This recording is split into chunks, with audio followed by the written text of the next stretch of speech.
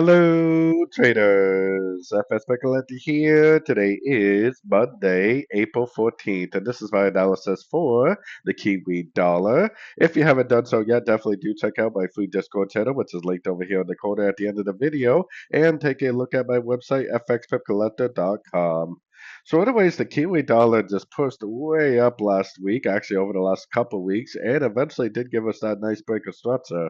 So if you go all the way up to the daily, weekly, and monthly time frame, we got a nice break of structure on the daily. If we go all the way up to the monthly, we may have very, very likely found this bottom finally.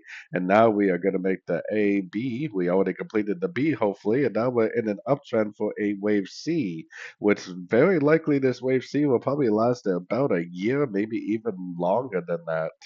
Which is good news. It doesn't mean there's not going to be very big pullbacks along the way. It just means that on the high time frames, weekly, monthly, it will very likely continue to make higher highs and higher lows for the upcoming probably year or more.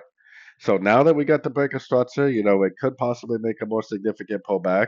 So if we do get like a double top breaking structure down, then it probably will make a bigger pullback. But I would definitely recommend being looking for longs. I would recommend looking for longs at the end of three-way pullbacks, especially because there's a good chance we are in a very large turn to the upside in the very high time frames.